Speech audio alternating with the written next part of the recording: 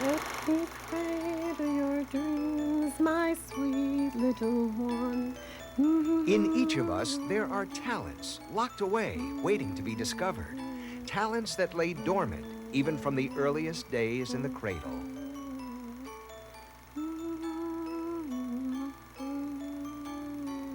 Some of us may never have the opportunity to tap into these gifts.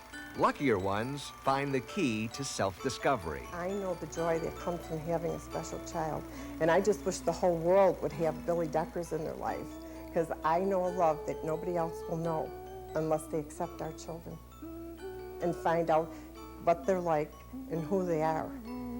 Perhaps the greatest gift of all is the ability to give of oneself. Rich Newberg reports. Tonight, Cradle of Hope, a new direction for the developmentally disabled. Our story is about human potential, about the ability of people to overcome their disabilities and grow from within to become contributors in society. You'll meet 12 men whose handmade cradles are bringing joy to new mothers. Oh, wow, this is so amazing. Through a program called Carpenter's Hand, these men have discovered that they have something to give, and in giving, their lives are enhanced. I love you, Phil. That's why you need cradles. Yeah. The men were brought together by Dave Bowen, who said he had a calling to serve a greater purpose in life. It was something that that was in my heart and in my spirit that I knew that I was supposed to do. Some of the men had spent time in institutions when society believed even from birth this was where they belonged.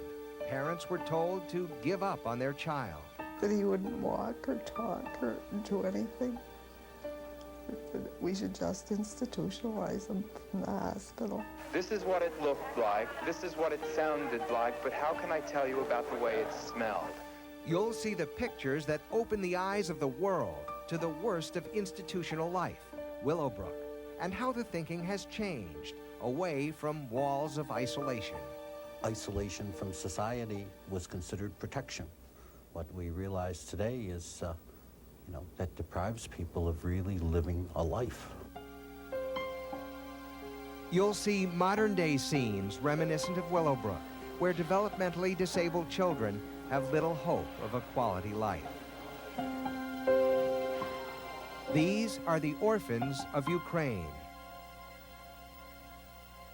But there's a plan in the works right here in Western New York that could bring comfort and aid to many of them. The cradle over there is a vehicle for survival. Times are changing quickly for the developmentally disabled. New York has become a leader in moving people out of institutions and into communities. Carpenter's Hand, based right here in Western New York, has put the new philosophy into practice, creating a cradle of hope for all who seek to be the very best that they can be.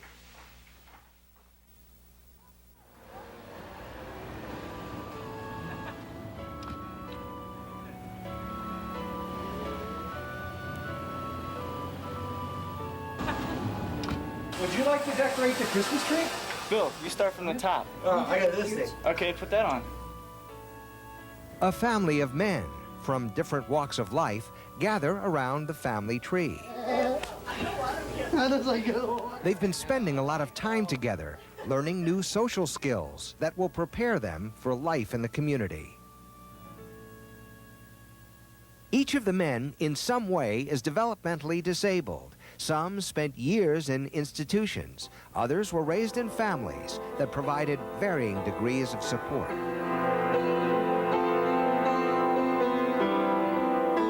Michael Rogan received a lot of support.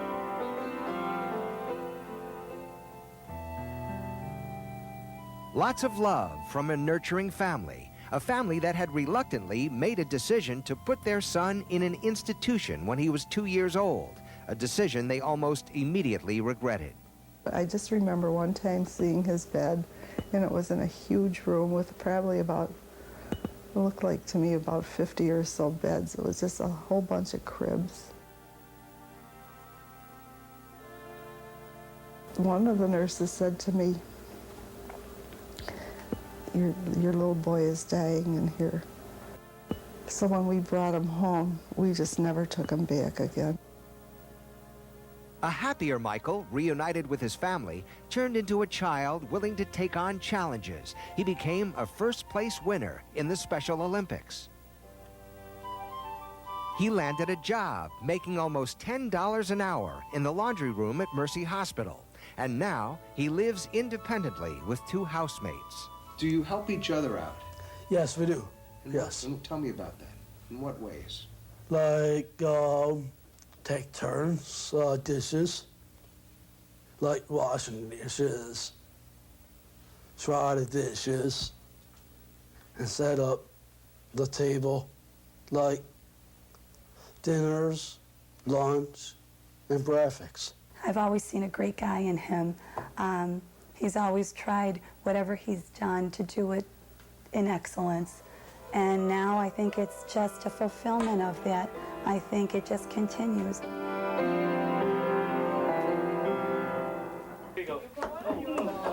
Jonathan Irwin is another cradle maker, a man of few words, but very much a team player.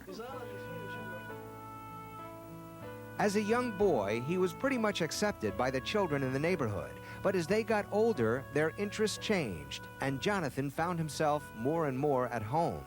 In later years, he would live with his overprotective mother, who tended to shield Jonathan from the world outside. He was always right under her thumb. She didn't want him to go to a work site.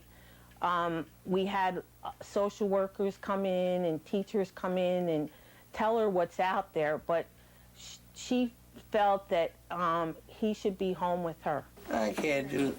Here you go, Mike. Then there's Billy Decker, with a mop of curly hair and a personality that won't quit.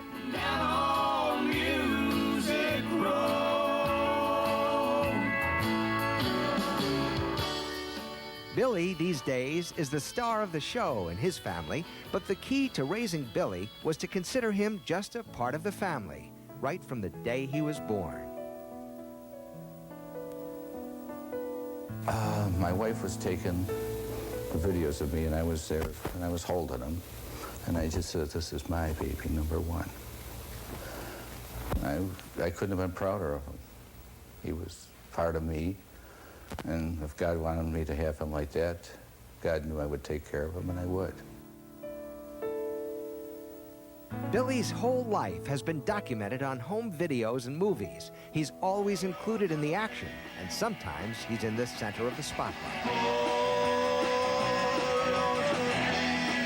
And talk about a team player. When his brother Gerard scored a touchdown, Billy was there to congratulate him. And my feeling was, if we are a family, you either accept us as we are, or else then you don't accept us. And if you don't accept Billy, then you don't have any part of us either. Today, Billy doesn't worry about acceptance. He has the self-confidence to be a leader and the drive to advance in life. I look at it this way. It is fun for us guys to learn. We should learn a lot more things in life. We go to work five days a week. We show up, make sure you shave, you shower. It's wonderful. That's really good. Thanks, Dave. I love you. You too. Thanks to Dave Bowen and his love for these men, their lives are changing, and a whole new world is opening up to them, as you'll see in just a moment. Reach, reach, reach for a star. Let no one define you. You are who you are.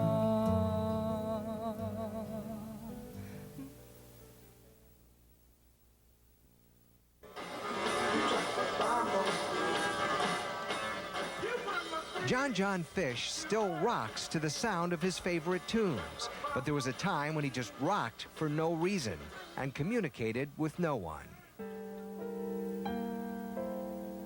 He sat in the back of his yard and profusely rocked for 3 or 4 hours. His whole body was covered in sweat. John Fish became Dave Bowen's first challenge. Biggest thing was Dave wanted to know what he got out of it, and I said, the only thing I can figure is that it's a release of anger. John had recently lost his father, whose dream was to someday build his son a workshop where he could learn to do carpentry. And I said to Trudy, I said, listen, I believe John can have a better life. You know, would you like me to work with him? And she said yes.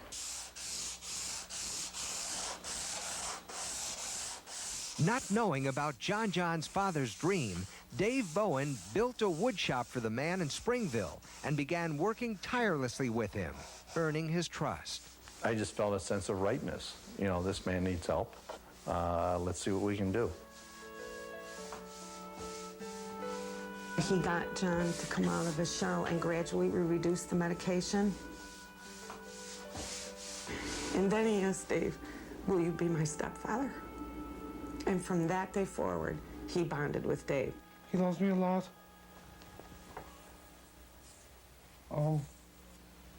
He does good things for me. Very good. Soon after meeting John, Dave made a decision.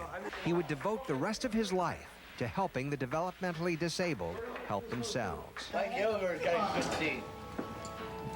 It took Dave about 4 years to bring together a dozen men and learn as much as he could about their needs and how to meet them, how to teach them basic life skills and develop goals for independent living.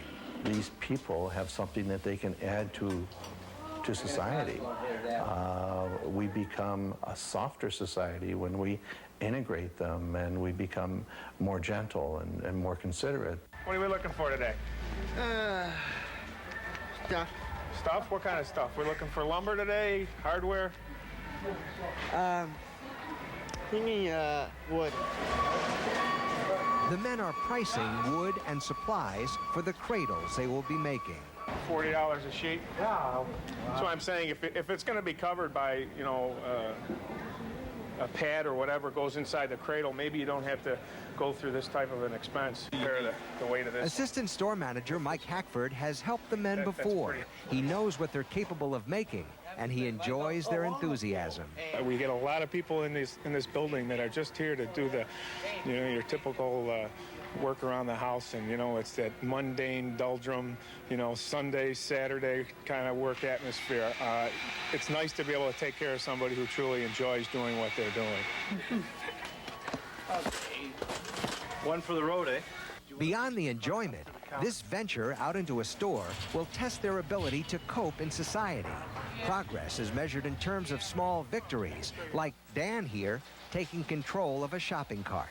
This is probably the first time he's ever done that, and he's taking on these responsibilities, and he's just developing as an individual as he does this. As the individual develops, the group gets closer. Dave will often use humor to keep the men on their toes. Oh, thanks for the coffee, Paul. No. I thought that was my coffee. My coffee. He's a great guy. What do you think, Mike? Do you think I should have that coffee? No, I can't. Oh, okay. No way. Okay. You should think about your friend Dave. Do you think we should go check out now, guys? Yes. Oh, okay, let's go. Dan, turn the cart around, okay? I help you, Dan. No, let him do it. Dan, we're going that way. That way. Next time he'll come in there and he'll do more and more on his own. Hey, you look awesome, Dan. You're doing good, my friend. Yep, he is, all right. They're strongly encouraged to support each other. It's teamwork, and it's better if they get leadership from their peers than leadership from me. Yeah, thank you. You have a good day. Thanks a lot, man. You're welcome. Okay, that's what I need. These outings in the community give the men a chance to put their life lessons to work. But they also spend about 10 to 15 hours a week here in the shop putting other skills to work. And what they produce teaches us all a thing or two about the concept of giving. That's very good, Tommy. Let me see. That's really good. The men are sanding spindles for cradles that will be given away to new mothers from needy families. They're made with lots of love. They're given to moms who need them. And I'm proud for that. John has been able to accept the fact that Dave now has 11 other men under his wing. Trudy Fish marvels at how all the men have responded to Dave's challenges. Dave has this ability to make them feel like it doesn't really matter to me that you have a disability, and it is acceptance. But it's more than that, it's dignity. He gives them dignity. You're the new guy on the block, aren't you? Would you like the sandwich? You want to do Big Mike's? Go ahead, buddy. There you go. There's one for you, Mike. Downstairs, volunteers from United Parcel Service cut the wood that will become the Cradle's head and footboards. These volunteers came aboard because of the enthusiasm of the men upstairs. So, I mean, right off the bat, you felt very welcome. They were very excited to show the work that they had done on the cradles, and I think that's probably what sold me. Mike, you want to get this in? All right. Okay, you guys.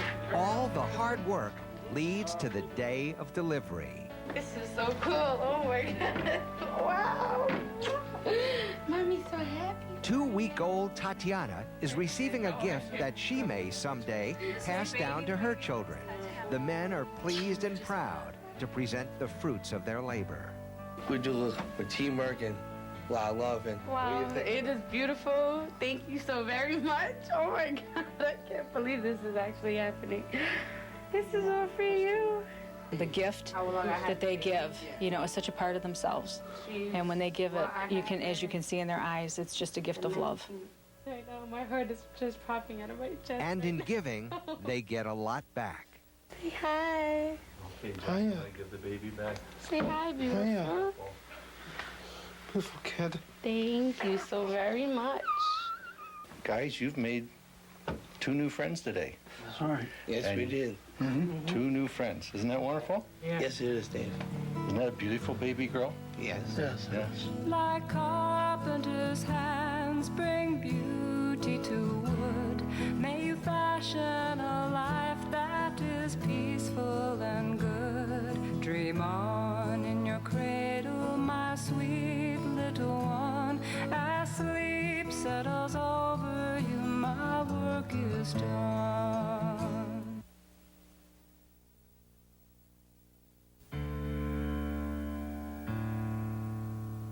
It was January 1972.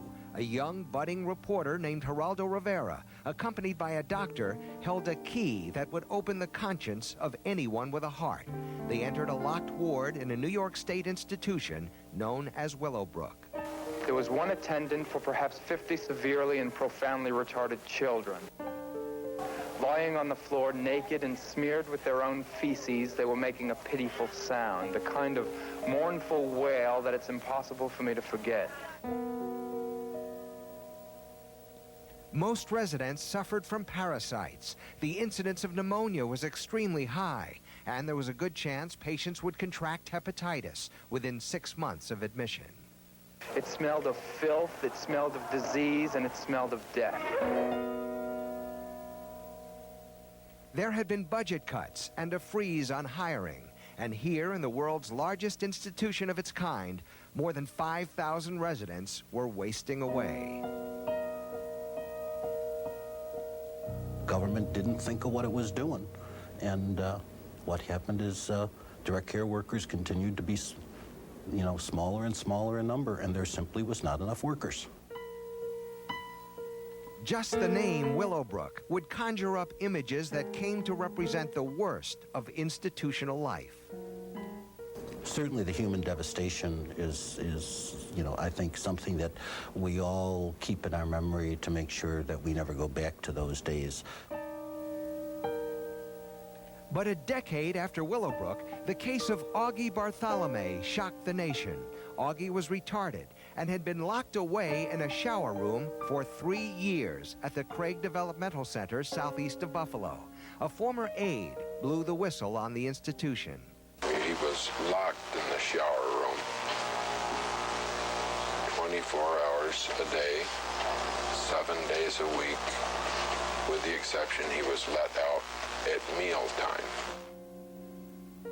These pictures of Augie, beginning at age 5 when he was committed to Craig, show his change of appearance. An ear was amputated, parasites invaded his body, and he suffered lacerations and a broken rib. Buffalo attorney Bruce Goldstein became his legal guardian. When I saw him, it was just the saddest situation. He was a human being that was put into such extreme circumstances that he was made into an animal. Goldstein took Augie's story before a Senate subcommittee on Capitol Hill, investigating abuses within institutions. Augie's sister was there too. I was told that he was considered lower than an animal in a gutter, because most animals wouldn't eat their own feces as he has. I was also told that he was profoundly retarded, and to never ever expect him to be any better than I had seen him then. I actually believed all this. Elena had grown up not even knowing her brother existed. Augie had been dropped off at the institution when he was just a small boy and forgotten. Now she would bring a little joy into her brother's life. He's a part of me. I think it was 1980, I think, was the first time they ever seen him smile for the first time. I don't believe you. After his case went through federal court, Augie received individualized attention from some of the state's best people. His social skills began to develop, and his behavior improved. They learned from this experience that you could progress with individuals who had severe deficiencies, and they then broadened that out throughout the state so that every individual for whom they have responsibility now gets an individual plan that gets reviewed periodically with an eye toward making progress to increasing skills. Institutional life certainly had its better and lighter moments. These are movies never publicly seen before at a developmental center in New York. The thinking back then was that people with similar disabilities should be grouped together, away from society, for proper care and attention. In the sheltered environment, some residents might even learn a trade. The West Seneca Developmental Center was not a Willowbrook. It offered many different levels of care to a population that once peaked here at over 1,800 residents. Now the population is down to about 140 as the state moves more and more people into the community. These pictures from years ago tell the story of institutional life here. West Seneca opened in the early 60s as a state school for children, later expanding to include adults. The developmental center earned a reputation of providing good services through a caring staff. Here, a child learns basic household functions like dialing a phone number on a learning board. The institution was their home, and many staff members treated the children as if they were their own. And we would have potty time. There'd be 40 little potty chairs with kids sitting on them, and they'd all be talking as they sat there, you know, after dinner and stuff like that, waiting to do their pottying, and then before we'd put them into bed for a nap and stuff. And I remember thinking how cute it was, you know. But I think, like everybody else, those were the days when that's how we handled things in society, and our own brains were kind of brainwashed into till you started working with them and then realizing that they were viable individuals, you know, people that you would like to have in your family, you know. When a 3-week-old baby named Mark was brought in, Judy Zygmunt immediately bonded with him. From the day they brought him in, he became mine. I mean, I took him with me everywhere I went. If I had to go to another building, I dressed him, put him in the buggy, and took him with me. I bought him cute little sheets and clothing and whatever. And by the time he was 6 months old, I just couldn't leave him another weekend. And so we applied to take him home, and we did. Mark, who is now 33 years old, has been a foster child of Judy and Dick Zygmunt, who also brought in 6 other children with Down syndrome into their family. 3 are adopted. It gives them roots and a place to go, and to know that they are capable of much more than society would let them think that they're capable of. They respond to your love, and they are just very responsive back. Did he know you? Mark is close with his brother Ryan. and both are with Carpenter's hand, strongly relating to the meaning of family when delivering a new cradle. Ryan also likes to preach and will spontaneously come up with a prayer when a newborn is placed in his arms. Lord, this baby, the baby is a gift for this mother. Lord, it bothers my heart when this little baby in my arms. Lord, this baby is an angel in your heart, Lord. Lord, this baby is an angel for this mother. Sometimes God has a plan for your life, and this was a plan for our lives, you know? I mean, that this is what we would do with our lives. And here in the warmth and safety of home, know my love will be with you wherever you roam.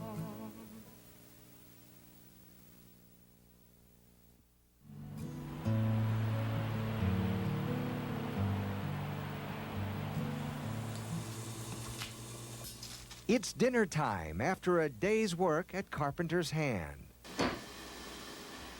Michael Rogan opens his mail while Greg Codd serves the food. Is that good? Yes, please. Mike? The men live together in what is called a group home. There's always someone here to supervise, but the men are able to live relatively independent lives in their house, choosing to do whatever pleases them. Relax, go on my rocking chair, get my feet up, got something to do. He's always wanted to have his own place, and over the years when he's heard of different people in the family getting married or moving out and getting their own place, he's always wanted to have his own place. So I think now it's almost gone to the full cycle of that, where he's actually living independently as best he can in his own place. I'll be back, son. Huh? What do you want me to do? I'll get it. No. They've been together almost a year now, and while they've had their differences, and who doesn't, living under one roof, they've managed to make a pretty smooth go of it. I mean, we all work together as a team so we can get things done, so we can watch TV and do whatever we want to do during the night. John had spent 15 years of his life in this house with his family before it was turned into a group home. He is extremely close with his mother, and as might be expected, is having a little bit of a hard time separating because she no longer lives here. I'm gently encouraging him, John, you have a life to live, and I want you to live it to the best that you can, and it's normal for you to not be with your mom the rest of your life. This group home for John, Michael, and Greg was made possible because New York made a commitment to its developmentally disabled. The waiting list had been up to 5 to 10 years. Well, the state launched a 5-year program with the goal of virtually eliminating the waiting list. Where we will be adding 4,900 beds over the next 5 years, helping more than 8,100 people, so that we will be a state where there is no waiting list. And we offer the best. I've worked 35 years in the system, and if people ask me if there's one day that stands out more than anything else, it's the day that the governor on the steps of the Capitol announced New York State Cares. This kind of care had been a long time in coming for John and for his brother Billy, who happens to be profoundly retarded. Hi. Hi, how are you? Billy Fish is at a group home with much closer supervision. He must be carefully monitored. Billy! Billy had been brain damaged at birth and developed a seizure disorder at age 7, which left him with about a 20 IQ. He required 24-hour supervision and constant care. His parents did all they could for their son and finally got him placed into this home, operated by United Cerebral Palsy of Western New York. Tried above the rain, and the itsy bitsy spider went up the spout again. Okay, are you ready to draw now? They really love Billy. And they really, really care about Billy, and the staff there really care about the people that they're taking care of. Our goal is to make this house a home, make this a family environment, have the staff become part of Billy's life, and have Billy become part of the staff's life as well. And a part of the community. This family that lives next door to the group home accepts Billy and everyone else in it, even if they act a little bit different. They're different, but I think it's but the same inside. It's kind of neat that they would be able to talk to us. It has been almost 3 decades since the horrors of Willowbrook were exposed. Change has come painfully slow for the developmentally disabled and their families. But each new day now holds new surprises. I see miracles happen every day. And, you know, the funny thing is the miracle is not about the person with disabilities. It's about society finally turning around and recognizing that person has something to contribute.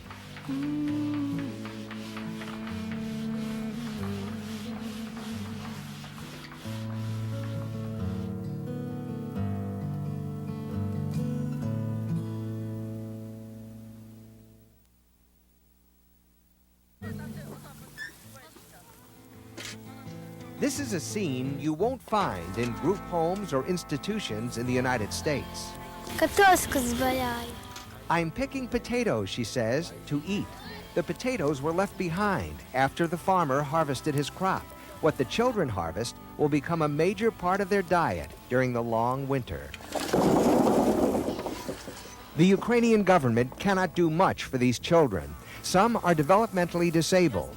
All must take part in this 10-day exercise in order to survive. Dave Bowen has joined the children in the field.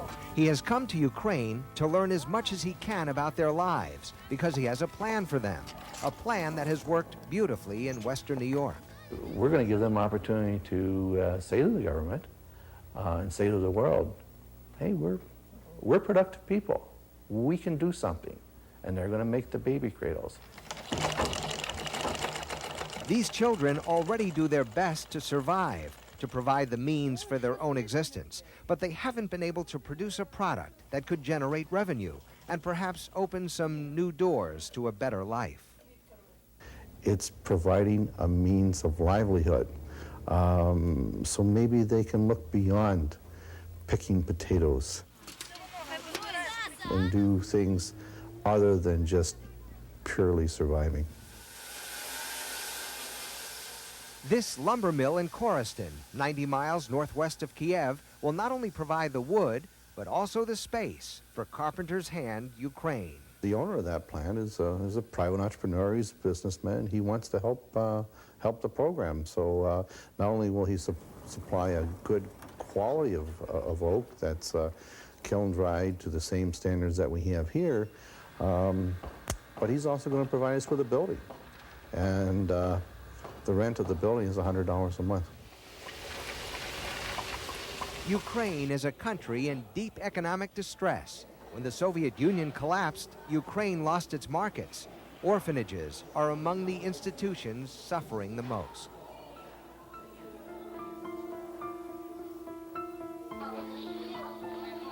These were conditions witnessed in 1996 by members of a Christian-based ministry called Freedom Village near Watkins Glen, New York. They entered what is called a Level 3 orphanage, which houses children with major disabilities. Some of the children come from families affected by the Chernobyl nuclear disaster. It's awful. It's just horrible, the conditions under here. Their children just skin over their bones. No clothes, no shoes to wear. Good. They're all sick. They need vitamins. They need nutrition. They need it all. Oh, dear Lord.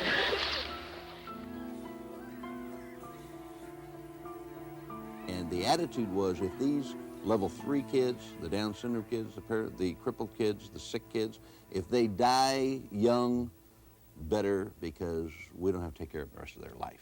These others may be of a benefit to us. I walked into buildings where you could scrape the frost off the inside of the bedroom walls where the children were sleeping, and children huddled under a little tiny thin blanket, children fighting for food. We handed candy to some children, and some pieces of it fell on the floor, and children dove on the floor and ate it off the floor with their mouths because they were so hungry and they just didn't have anything to eat. It was a horrible situation to encounter, but anger was my first reaction. Coal is in short supply for many of the orphanages. There's just not enough money to buy essential items. We need some food, she says, some coal for cooking. Winter is coming. We need coal. We were in one institution where they only had 15% of their coal that was necessary to heat the institution during this winter period. What did they tell you? What did they say to you? They said to us they didn't know where the remaining 85% was coming. As if things couldn't have gotten worse, News 4 photographer Tom Vetter was about to cross the threshold into a nightmarish existence, reminiscent of Willowbrook.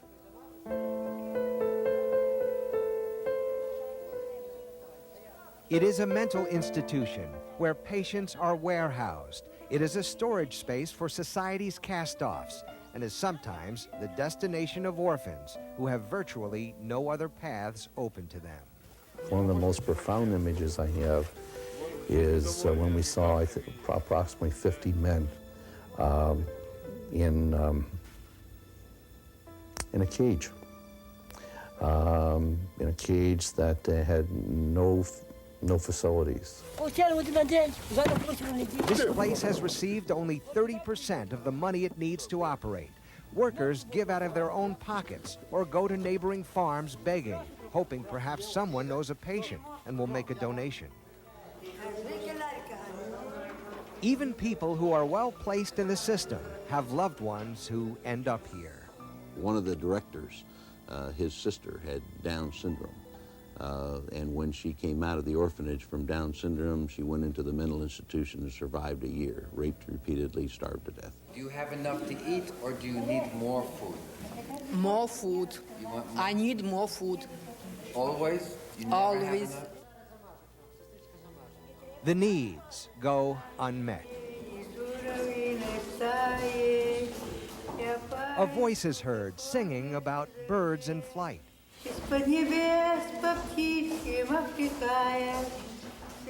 One bird with a broken wing is left behind. The flock is going higher and higher into the sky. The one left behind is missing her loved ones.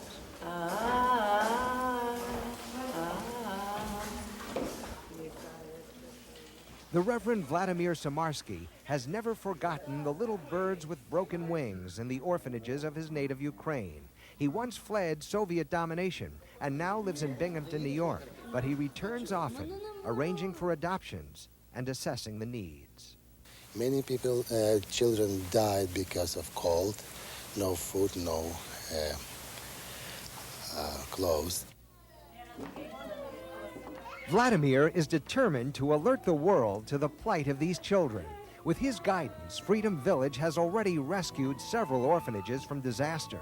This is the same place visited in 1996, when children in here were dying. Who's got to get up on the truck?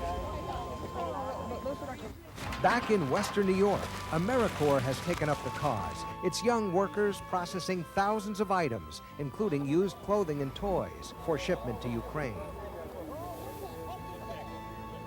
Operation Mercy matched up holiday gifts and essential items to specific children in the orphanages. And elementary school children rounded up more than 1,000 stuffed animals. They called their drive Bear Hugs.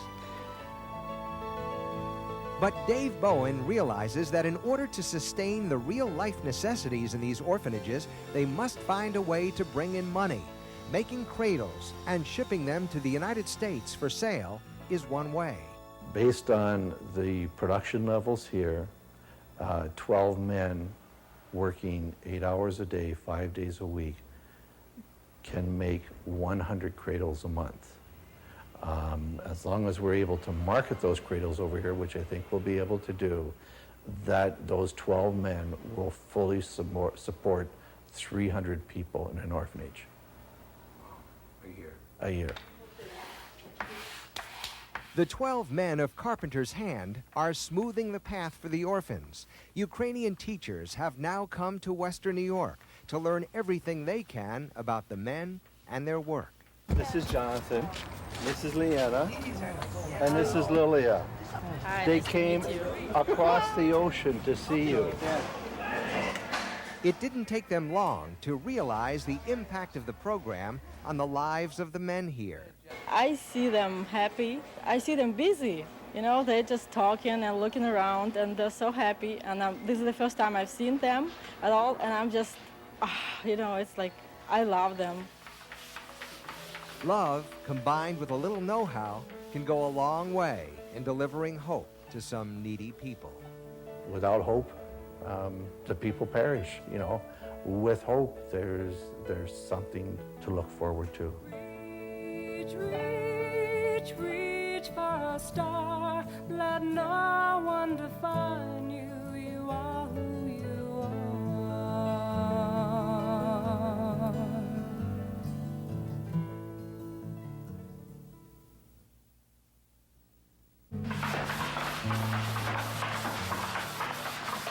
The men of Carpenter's Hand are really carving out lives for themselves because they've been given the right tools. They've learned the social skills we all need to get along in the world, and they've learned a trade. Every man in our program has talents, and but in many ways they did not know how to become fulfilled in the talents that they had. And consequently, if we give them the opportunity and we give them the motivation, then the expression of their talents becomes more and more evident. Tired? Their talents now include reaching out to others in institutions who may be losing hope. John has been known to empathize with many a nursing home resident. You doing okay? Yeah. Poor Ryan. You're doing real well. They even teach the sanding skills they've mastered to young students who might someday be candidates for Carpenter's Hand. This side here. Yeah. Dave Bowen has taken his crew of 12 out into the world, and slowly they are showing the world they have something to offer, and may even have the confidence to qualify as role models. I'd be proud of your work, make people happy, show on them we take care of ourselves. This is every parent's hope for their child, but when it happens with very special children, the rewards are that much greater. That he can go out into society and he can contribute and he can be part of it and feel like he is just another person in this world. The world has opened up to them, and they discover they can live their own lives and make their own choices. They also learn to depend on one another, to share responsibilities, and lend support whenever necessary. Best pals, best friend. We do everything together. But transitions are not without problems. As the number of group homes expands to meet the needs of those with disabilities, there are simply not enough workers to staff them, especially in homes where the needs are the greatest. We cannot hire enough people to work directly with the people who live in our group homes. We call them direct support staff. They support our staff, they're hands-on. They're the people who really do the nitty-gritty of the job. Attracting new workers may require better pay and more incentives, or just spreading the notion that you can't put a price tag on helping another human being find his way in life. The fulfillment to me is just serving these people, and I enjoy every moment of doing it. I've never worked harder. It hasn't been easy. but it's very enjoyable. Hundreds of babies are now being rocked in the cradles made by the men of Carpenter's Hand. Each cradle is a symbol of what we are all capable of achieving when our talents are nurtured and when we are accepted for who we are, even from the day we are born. Each is a cradle of hope that with every new generation, the world will be a more accepting place, so that each and every person will have a place under the sun. I'm Rich Newberg. Good night. Let me cradle your dreams, my sweet little one, as you start on life's journey under the sun. And here in the warmth and safety of home, know my love will be with you wherever you roam. Sleep, sleep, my sweet little one, let your dreams guide you under the sun. Reach, reach, reach for a star, let no one define you, you are who you are. Dear God, we ask that you bless this family and the baby. Amen. Like carpenter's hands bring beauty to wood, may you fashion a life that is peaceful and good. Dream on in your cradle, my sweet little one, as sleep settles over you, my work is done. Sleep, sleep, my sweet little one, let your dreams guide you under the sun. Reach, reach, reach for a star, let no one define you, you are who you are. I like to deliver, make a baby smile or a mother happy, show we care. We got big hearts,